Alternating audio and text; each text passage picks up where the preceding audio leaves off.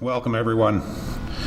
It's great to be here today in Saskatoon, the hub of the prairie economy, and as the Conference Board of Canada calls it, Canada's #1 economic growth spot.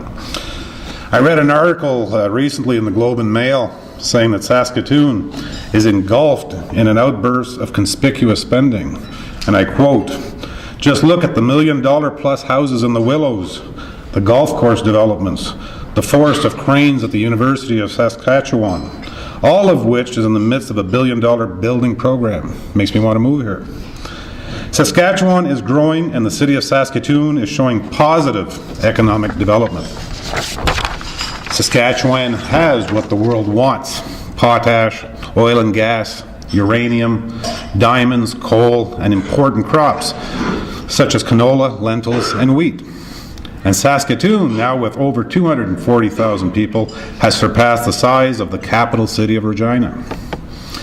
So, when well-known local auto dealer Vaughn Wyant gets behind the wheel of his new Porsche franchise this year, we can't help but stop and wonder, where is the money coming from?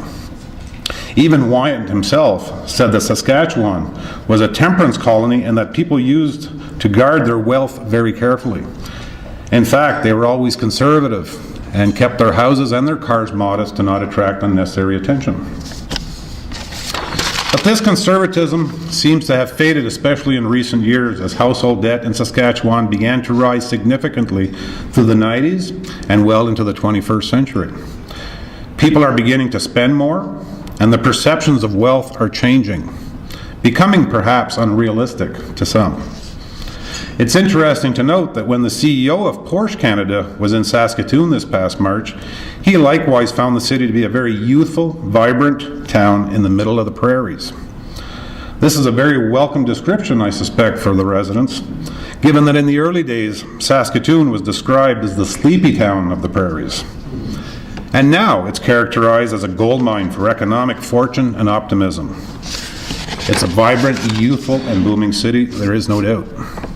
Wyant further pointed out that he could see growth and wealth coming into the community and that it was more than impressive. But the impressive wealth may have only been representative of a small percentage of those living in the city. And the Certified General Accountants Association set out to explore just this: the perceptions of wealth in Saskatchewan and the household attitudes to debt, spending, and importantly, saving.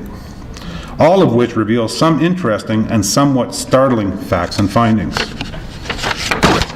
Today, I'm here to share with you a number of important points.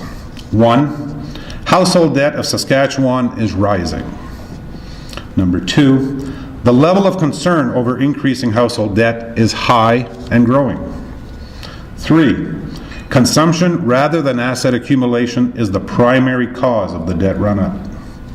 4, few Saskatchewanians report positive changes in their income, assets, or wealth. 5, 38% of non-retired Saskatchewan residents commit no resources of any type to saving, even for retirement. And 6, 4 in 10 do not feel confident that their financial condition at retirement will be adequate.